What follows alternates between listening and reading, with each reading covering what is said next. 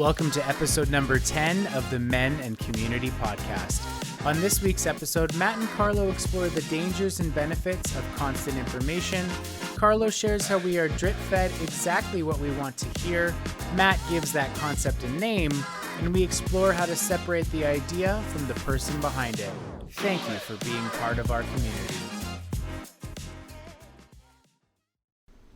Hey everyone, how's it going? Welcome back to our next episode of the Mac Podcast. And it just so happens that this episode is Episode number 10. our 10th episode, not including our bonus episodes, of course. So it's really 10.2 and a third at this stage. I've lost count. Yeah, it's easy to lose count when we're in fractions and decimals at the same time. But either way, happy 10th episode. To those of you who have listened to all 10, thank you. And we're sorry. We're really, really glad that you've stuck with us. Hopefully that wherever you are and however you're listening, that you're enjoying yourselves, you're getting some value, some benefit out of spending this time with us. Today for our 10th, and as a thank you and a shout out to all of you for listening, the topic for today's episode is one that came through one of our comments that was made. One of our very first videos and very first comments that was done by a good friend of both of ours. So we're finally getting around to talking about it, and hopefully it's everything he hoped it would be. And if it's not, then hopefully he'll comment as if it is. Oh, yeah. And then we'll be good to go. And then he'll tell us he hated it in private because he's that kind of friend. That's true. And then he'll wrestle you to the floor and chip your tooth. But that's a story for another time. Yeah, that's a you story. Yeah, that's a me problem. Certainly not a you problem. Should we get into our cards? Let's do it. Take us away. Okay. If you had to sleep with one of your previous teachers, who would you choose? Stop doing this. I did nothing. Stop. Watched me shuffle them. I do not recall the shuffling, we sir. both answer the questions. Oh, for the love of Pete. Obviously nobody that's watching this is probably going to know any of my past teachers. And I'm not going to say her name. She never directly taught me.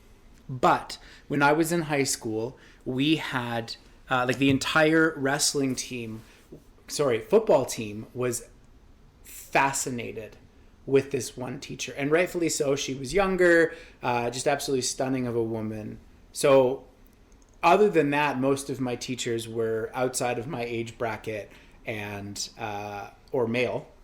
So not quite my thing. So probably her, I guess.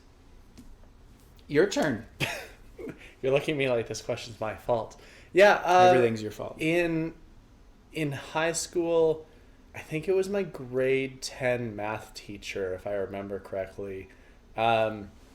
Very, very attractive woman, but also almost inappropriately so. I remember this one time. Inappropriately attractive? I remember this one time where in our class, she went up behind a buddy of mine and just kind of casually started stroking the back of his head in a way that made him real uncomfortable.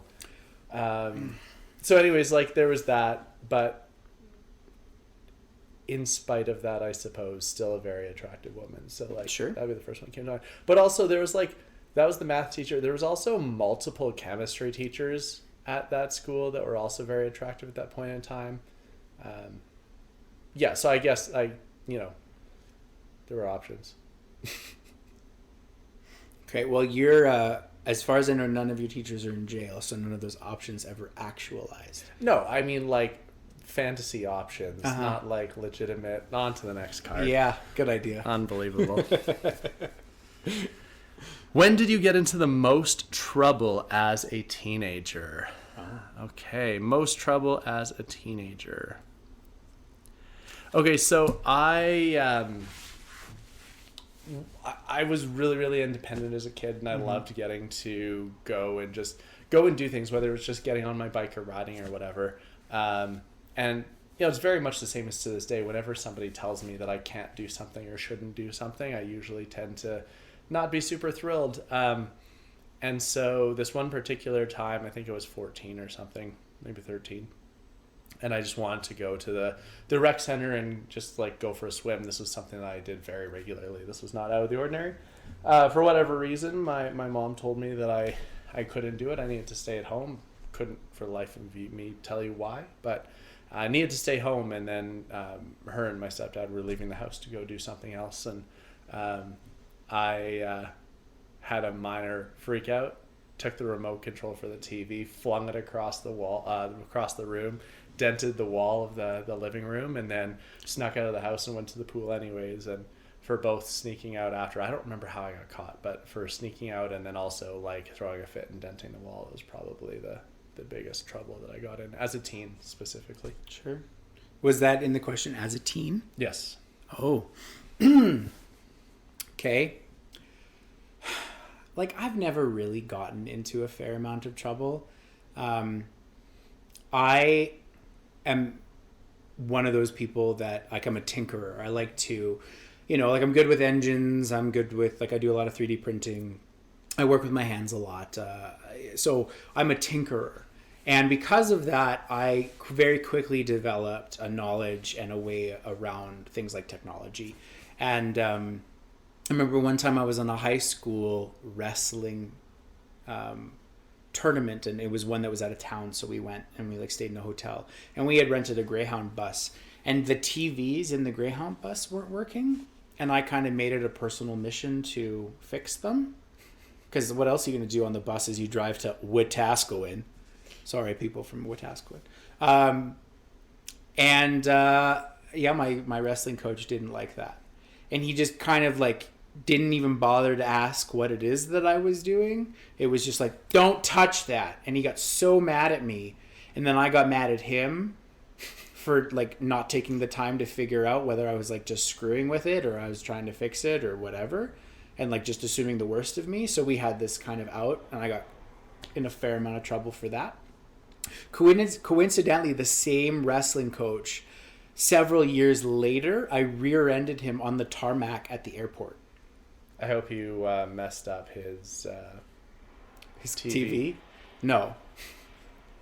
But my vehicle decided it didn't like its parking brake anymore and rear-ended his vehicle while we were both standing in a security shed. It was... Yikes. And he's like, oh, hi, Carlo. I'm like, ah, crap. Hi, coach. Well done. Yeah. Very, very well done. All right, let's dive in. So once again, big shout out to our dear friend Eric, who left this comment on, I think, maybe our first episode. Yes, we love you. We're really appreciative for you for following along and for posting this comment. So, I don't have it in front of me, but the comment was something to the effect of, how does it impact, or what is the impact on people of being exposed to information and media, constantly? Yeah, 24/7. And, we thought that was really interesting to start talking about and addressing that. What does that look like for both us personally, but then at a community level? How does it impact community to have constant access to this 24/7 media cycle, whether it be through social media, traditional news networks, non-traditional news outlets, that sort of thing? What does that impact look like? So maybe to kick it off, let's talk a little bit about in what way you interact with media, kind of in that 24/7 sort of way, and let's go from there. Yeah, I've never been someone that traditionally watched the news. I remember as a kid, mom and dad would watch it every now and then, or, it would come on after something that we were watching and it just kind of stayed on. But as an adult, I really grew out of TV watching. Like, of course, I enjoy great shows and great movies, but it takes a lot to pull me back into it. So, I haven't had cable for a decade. And, that means I don't have access to, the evening news and stuff like that. So for me, the majority of my news comes from the internet.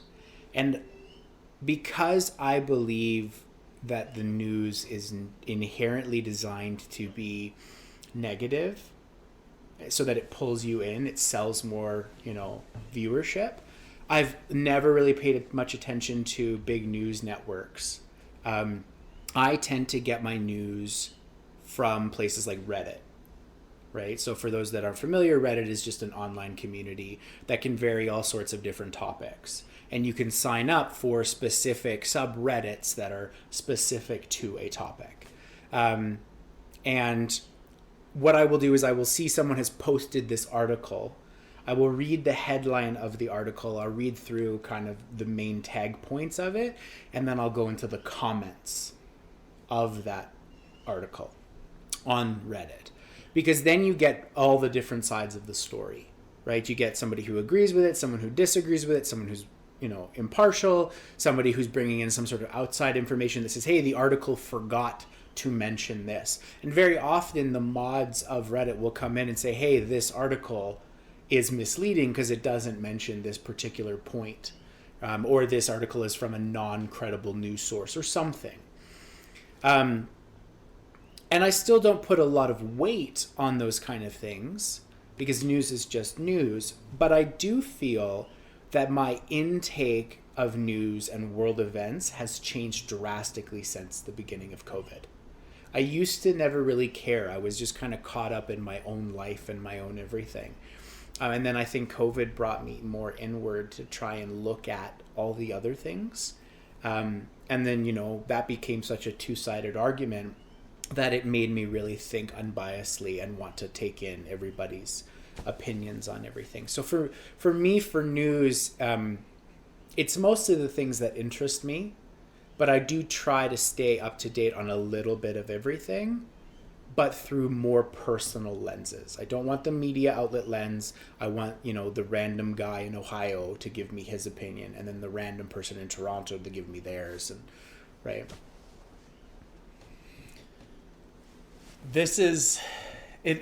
I find these conversations so interesting. You mentioned the big media, and of course, there's no shortage of criticism on the big media outlets because, of course, as you alluded to, they're a business and they're doing this for money, and we know that negativity draws viewership, right? You look at when these viewership spikes traditionally is when there is just horrendous things happening in the world. For me, I always try to do a little bit of both. Like I kind of follow the major news outlets for some of the bigger headlines, and typically some of the closer to home headlines. I find that at least on a local front, you get a better sense of what's happening kind of in my own backyard. Some of those mundane things like traffic, weather, crime, local events. I find those sorts of things are very reasonable to rely on some of the bigger news outlets. But I agree with you, especially when it comes to some more of the global international affairs. And I think for me, the way that I consumed news and media and information really started to change about 5 years ago when I was doing my master's. And, a lot of what we were talking about is systems and systems thinking and just the intricacies with which all things are connected. And you realize that somebody's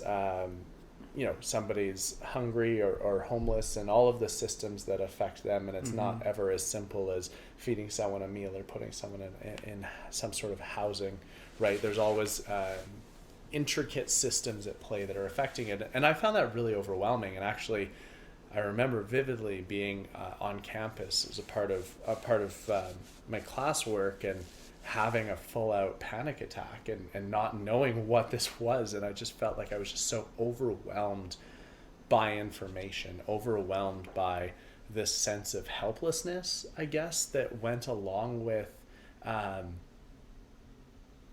being weighed down by so many pieces of information all at the same time. And the classic old adage of you don't know what you don't know, and that really, the weight of that really struck me. And so when I try to consume information, it's very important for me to try to find a balance. I have to find a balance between being informed because I'm interested about world events. I'm curious and nosy at heart. I want to know things. I want to consume information, but I also am always like on this constant path of learning how much is too much and at what point I just need to turn off, disconnect, and live my life. And so I guess what I'd be curious is, what do you find when you're interacting with people? And you started to allude to this a little bit. When you're interacting with people, to what level do you find constant access to information helps or hinders your ability to interact with others? Yeah, and you and I were kind of talking about this a little bit earlier, but I think it depends on the person that you're interacting with. If you have somebody who's very worldly, somebody who pays attention to all sorts of these things, the impacts that, you know, the news and the information that is in our world have on his or her everyday life, then you can have some really in-depth conversations with those kinds of people. And especially if you can take a frame of being open to whatever they have to say without being judgmental, which is something we've talked about in other episodes, then you can have some really great conversations about how you may feel and they may feel, and, you know, get different opinions. You and I have conversations all the time where you bring a different viewpoint into it and I go, oh, I've never considered that. And then sometimes the topic of conversation with the person is, this is how I feel. It was reaffirmed by this news outlet or this news thing that I saw, and I feel vindicated for that. So now I feel free to talk about it.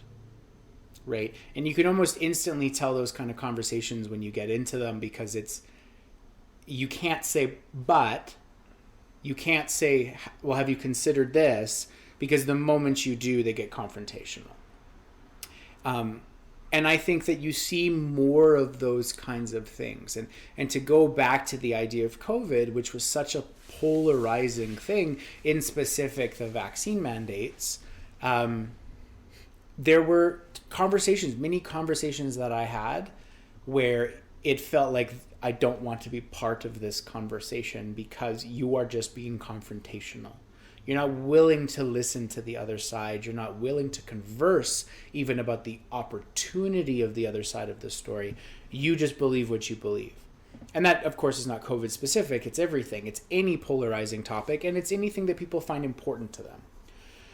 And I think because we are now in this age of social media and curated algorithmic, I don't think I said that right, algorithm-based exposure to media, we are fed what we want to hear more than we ever have been before, right? Like your Instagram and your TikTok and your YouTube give you things that keep you on the platform.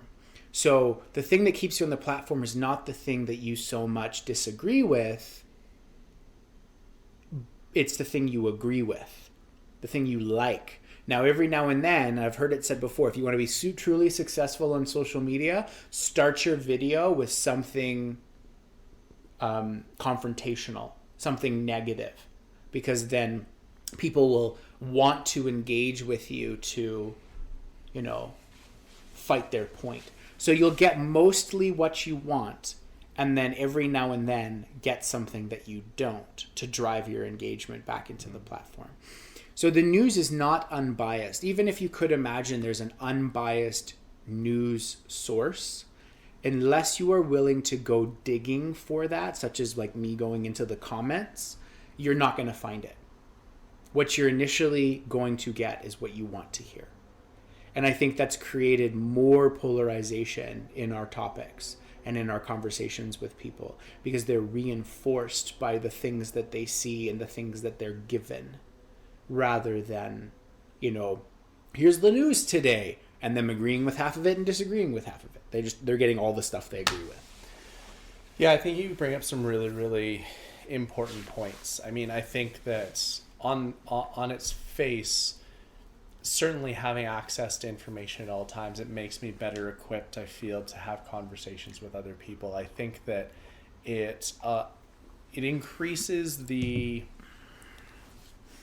diversity of people that I feel like I can have a conversation with totally. at any sort of a given thing. It also gives me the chance to listen. I guess for me, what I've most come to learn is that when I'm exposed to information from all sorts of different ways of thinking, what it actually allows me to do is better listen with an open mind. And I don't know that that's true for everybody, but something that I certainly value now is, you mentioned those confrontational people. Well, you know, people are typically confrontational because they want to be listened to, and typically they'll still share what they think, but they'll tone themselves down if they feel like they're actually being heard. So, you know, I'm happy to sit down and listen and learn from people who believe all sorts of different things. And, it's kind of an interesting way to go about it. And then you start to be able to dig in and figure out where they get their information from.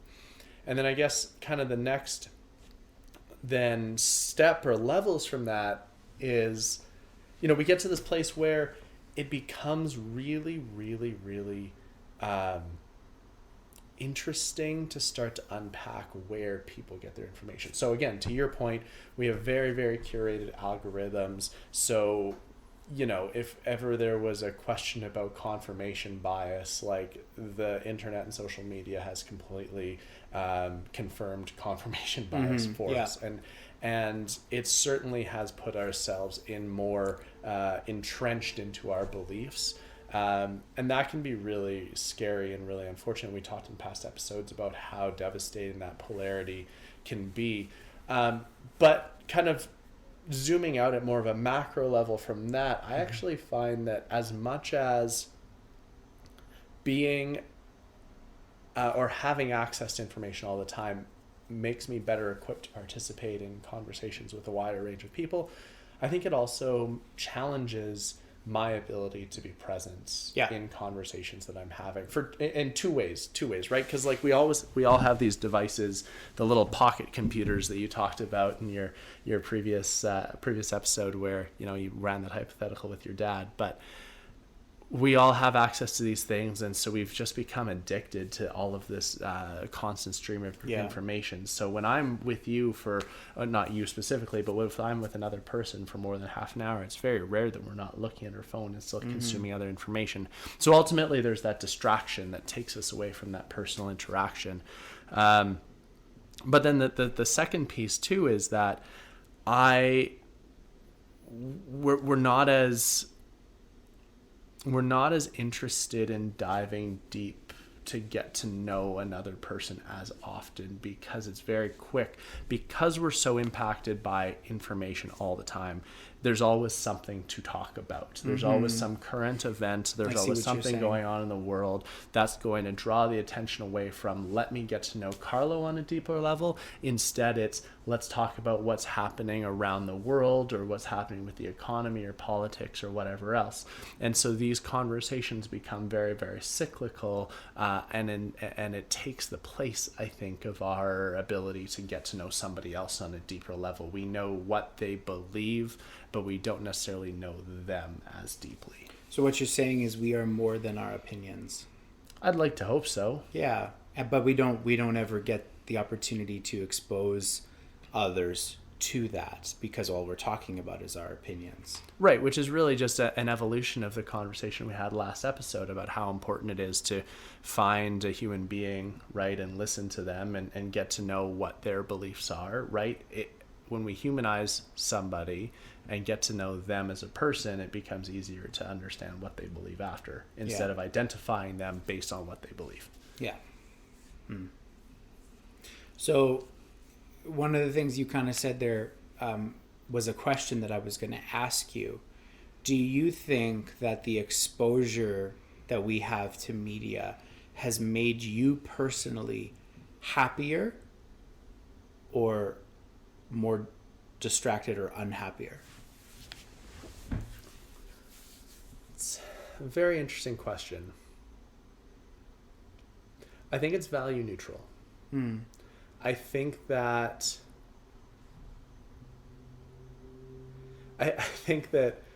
it would be nice sometimes to be in this state of blissful ignorance. I think that would be really lovely.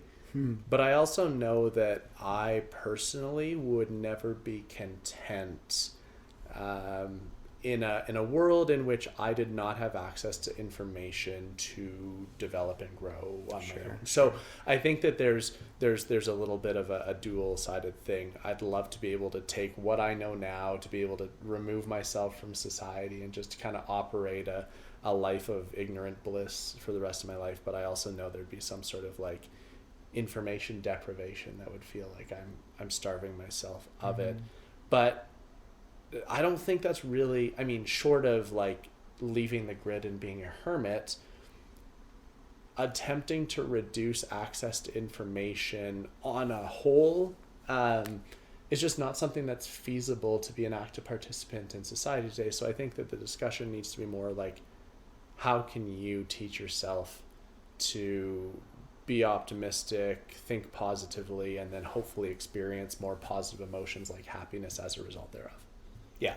And I think you're right, because like I said, this didn't become something that was, I didn't really pay attention to a lot of world events until more recently in my life. And I feel more involved, more engaged, more educated due to my ability to consume and bringing in all of the current event stuff. But it's exhausting to always have this new information. And lately it feels like this new challenge after new challenge after new challenge after new challenge. And you start to think about, well, the world is not in a great place and I'm not happy with a lot of these things. But I remember in March of 2020, like right as COVID was becoming this thing, I was at work and I was having a conversation with somebody about whether we were going to end up closing the office and working from home. And she was like, well, what do you think about this? And I said, well, I think I can't control it. I have no bearing on what the government says they want to do with this. So because I can't control it, I'm not going to worry about it. Right? And that doesn't mean that every time we saw the latest hospitalization figures and death figures that I didn't feel and react to them.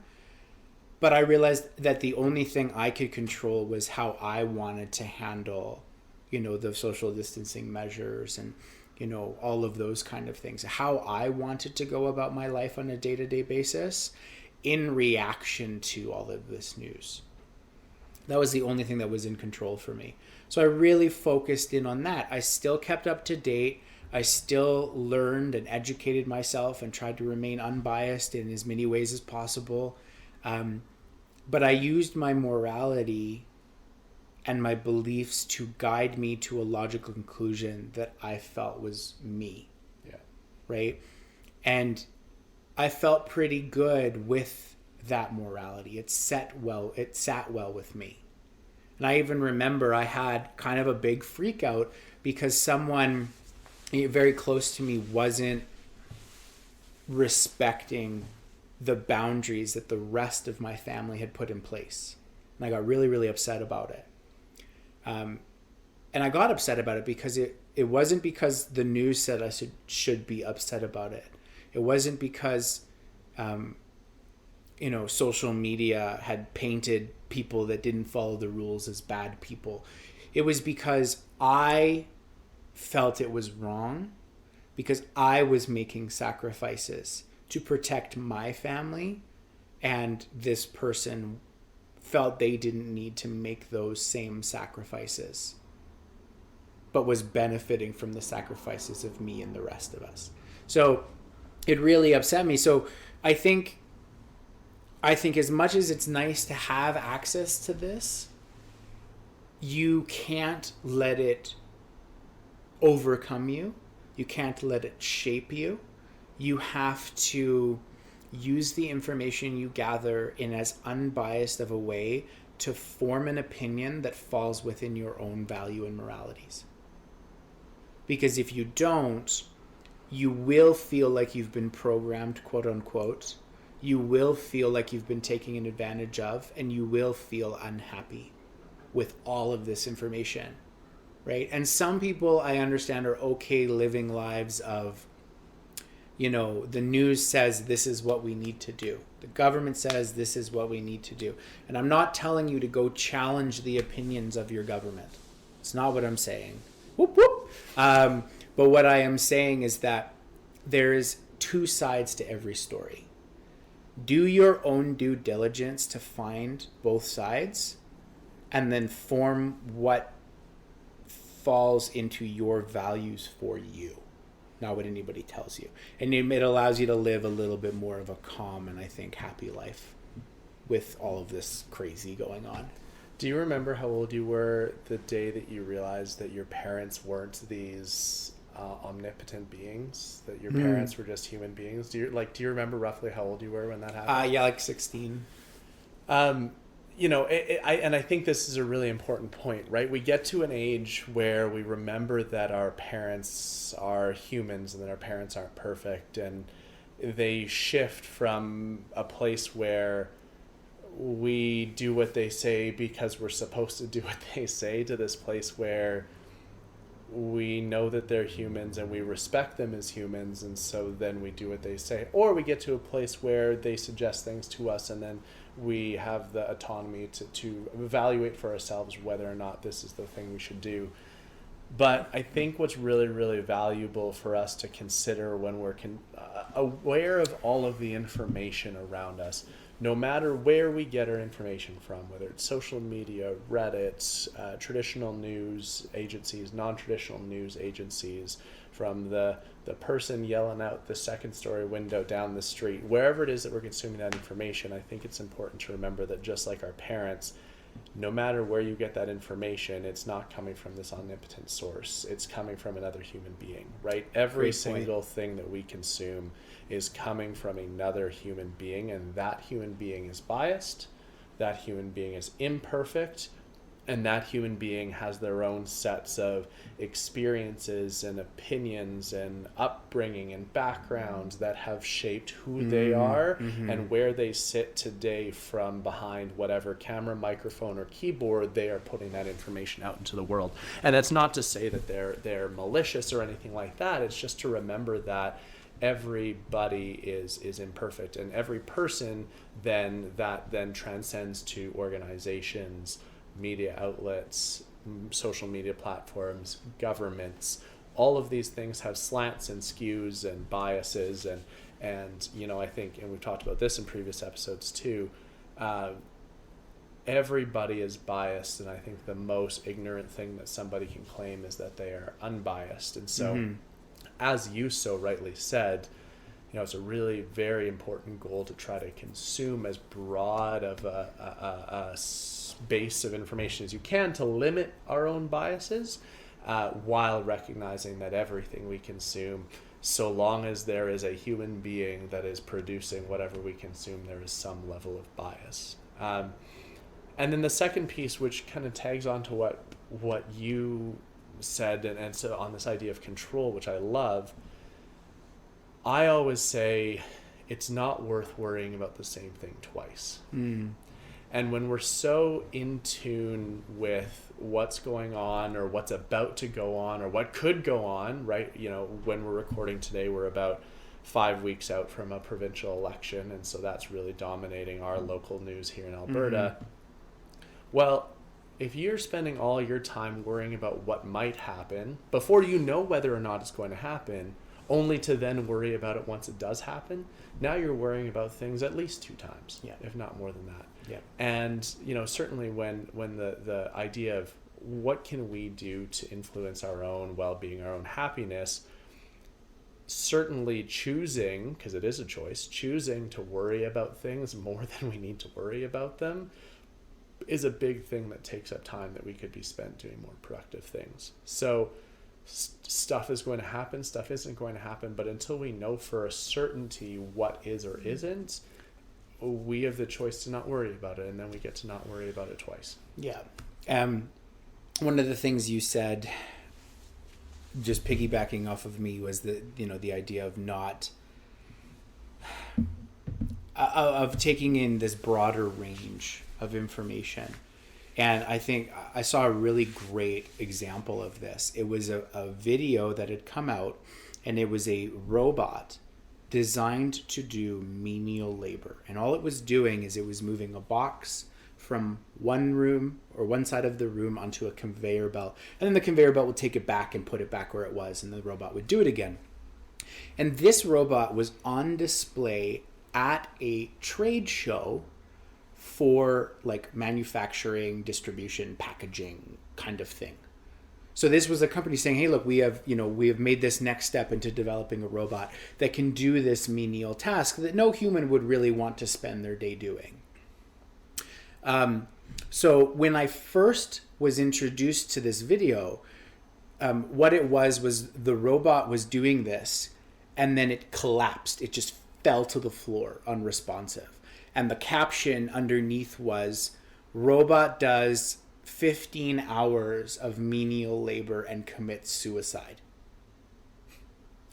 And I looked at it and I said, what did this robot do that screams suicide? It collapsed. That could have been a mechanical failure, a battery failure, a programming fault. It could have been everything. So what I did is I went and I sought out the press release from the company that made the robot. And their response was, our robot made it 15 hours. This is the longest it's ever gone. We're super happy with the result, that it was displayed for everyone to see. We've come so far. We're excited for our future journey.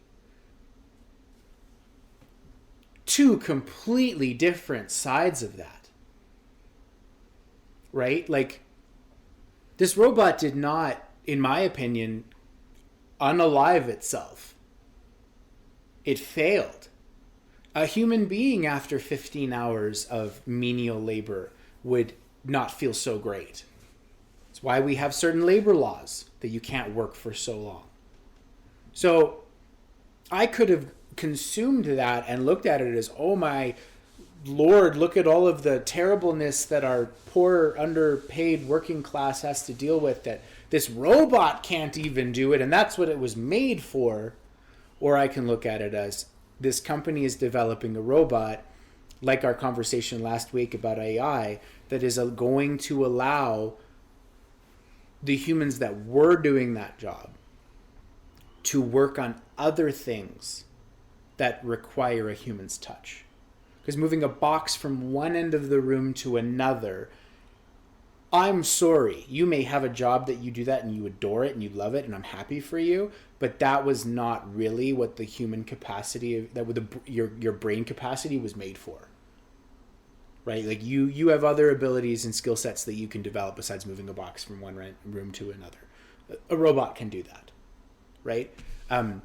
So think about all the people that are currently doing that in this world, that would be able to focus on other things and learn new skills. Does it mean there's going to be less jobs for people? Maybe.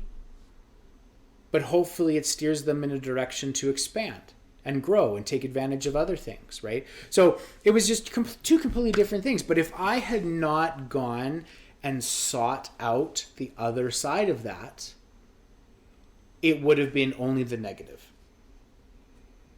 And realistically, the truth is probably somewhere in the middle, because again, there's a marketing person on the end of that press release who probably is trying to swing it for better. They're trying to ensure shareholder confidence and drive a stock price and all of these other things. And so, we so often talk about two sides of a story, and what I could not feel more strongly about is there's never two sides to a story. There's a hell of a lot more than two sides. Sure. And I think that's something that is so often underappreciated. We often think of, and again, it feeds into that polarity piece that you were talking about. We so often think us versus them, A, B, black, white, 1, 2, yes, no. But there's so much more to that. And all of the information that we're consuming on a day-to-day basis thrives on this notion that there is right and wrong, good and bad, just, unjust. And that's where we get into so many of these confrontational arguments with people, is because we then entrench ourselves in one side or the other. And when we're constantly fed this information that confirms what we already believe, it just more deeply entrenches ourselves in those beliefs. And then we're so much less willing to budge when somebody comes to tell us something that we find abhorrent or that we don't prescribe to believe. Sure.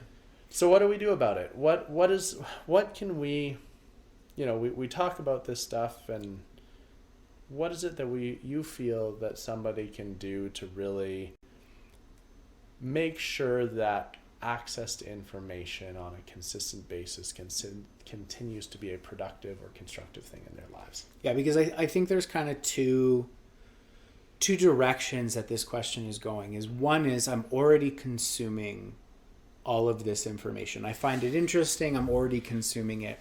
How do I make sure this is something that benefits me and doesn't just drag me down? And I think the other side is, I don't already consume all of this. I want to be more informed, but as I be more informed, I want to make sure I'm doing it in a way that is beneficial.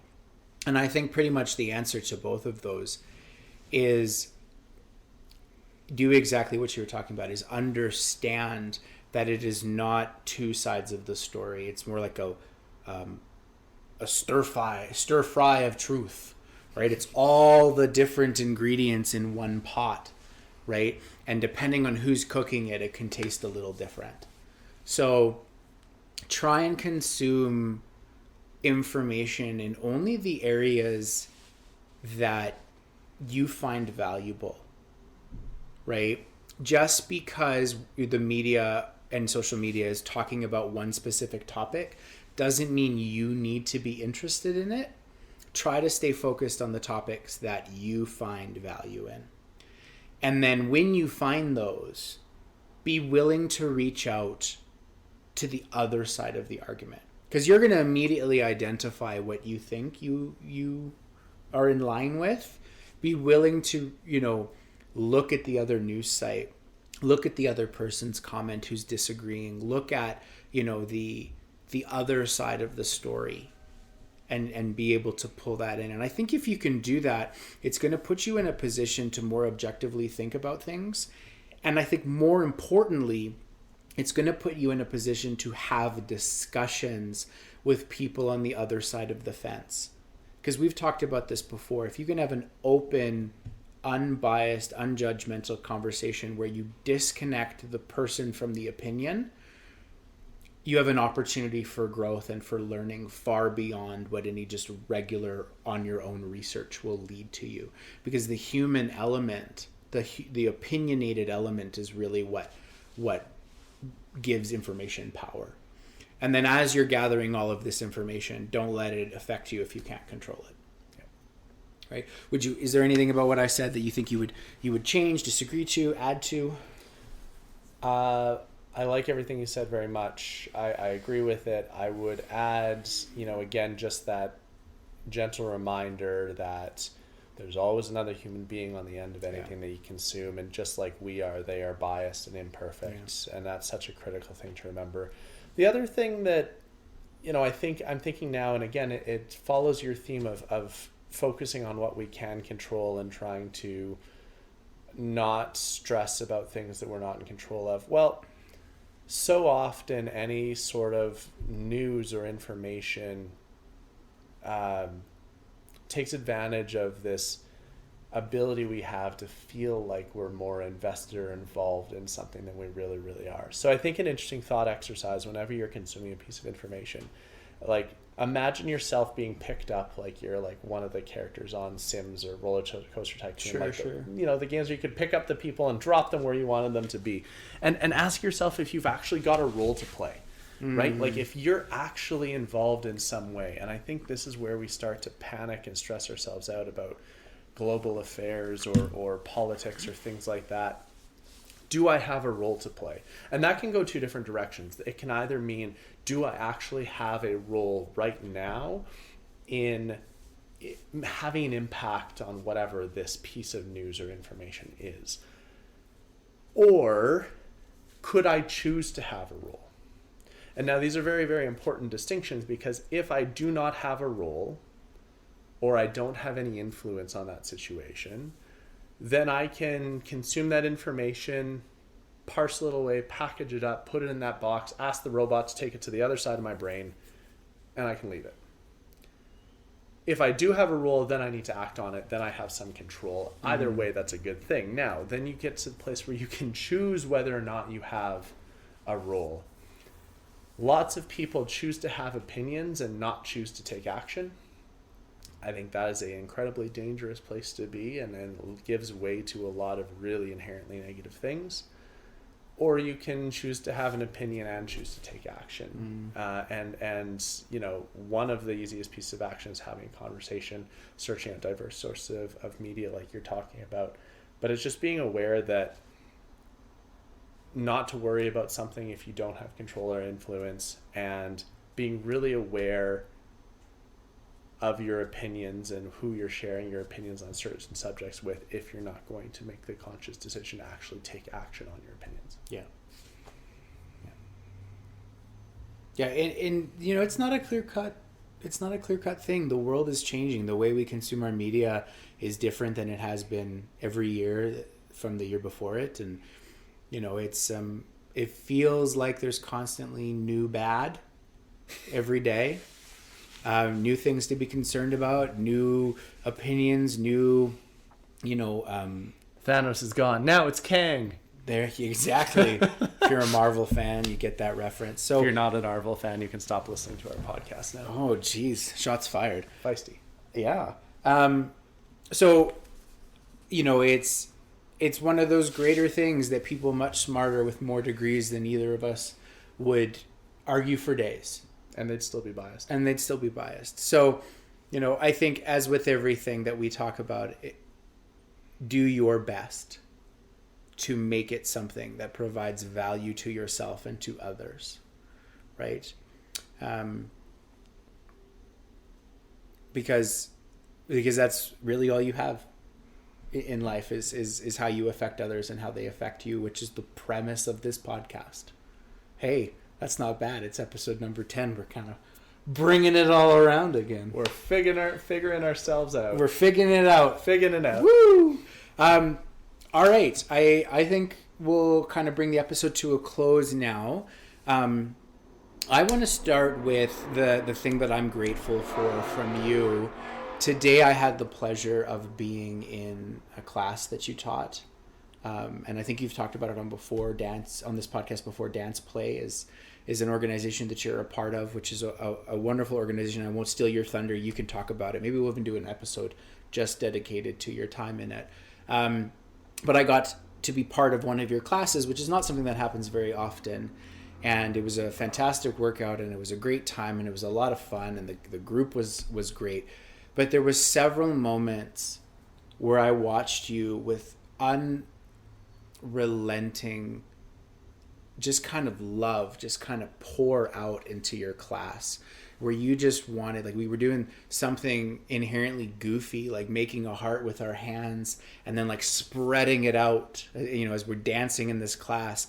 And there was so much genuine emotion in the way that you were doing it. You just wanted everybody in that class to have fun and to feel loved. And it was just, I was grateful to be a part of it. I was grateful to know that we were then going to come back and take some of that energy and bring it into our podcast. So that's what I'm grateful for from you today.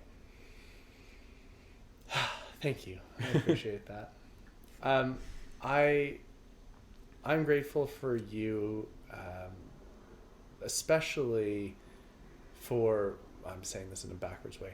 Today I'm feeling especially grateful for you for always sharing your wins. And I know this is something that we've talked about a lot, but prior to recording we went for lunch because, as you heard, we worked up an appetite, and so we went for lunch, and you were sharing with me, you know, as we always do, some of the challenges but also some of the wins. You've connected with some new people. There's some exciting things on the horizon, possibly even implicating this podcast. And we won't spoil that yet, but, you know, could be coming down the line here soon. But in any case, you got to share some like exciting things with me. And when you first shared the things, I kind of had like, because look, we're both like super outgoing, super like people oriented people. And so when you first shared what you did, like the first feeling that I caught myself feeling was a little bit of jealousy. And then I had to pull back on it really, really hard. Like, no. This is exciting. This isn't like what I need to be feeling right now. And what I was really grateful for is for you sharing your wins, particularly because I feel like so often that the people in our lives come and pour out like negativity or challenges to us. And I will never ever let myself be in a space where I'm going to be jealous of someone else's wins, when it is a much worse feeling to have people constantly pouring out their negativity in their direction. So thank you for all of sharing your wins and your excitement with me. It like fuels me, it fills my cup, and it makes me more excited to go out and get more wins of my own. Awesome. I have no problem telling you about how successful I am. Good. Excellent. And on that note, guys, we want to thank you for joining us for episode number 10 of the Men in Community podcast. This has been a wonderful journey so far. We're having a lot of fun. We've had some episodes where people have listened to lots of people have listened to it. Some people have listened to other episodes, not so much. But every one of them has been fun to record. Every conversation has been thought-provoking. And I think I can speak for both of us when I say we're going to continue doing these. Whether you like it or not. Yeah, it's always going to pop up in your feed. For those of you that aren't caught up, get caught up. Like, we've had some really great episodes, in my opinion, lately. Like, we want to hear your feedback on them. And, share us with a friend. Something that we say has to be profound enough or has to be good enough that it could provide some value for somebody. So please share it. Leave us a comment, a review, something, social media engagement with us. It helps grow the podcast. And that's really what we want to do, is we want to grow this to a point where it just provides more value for more people.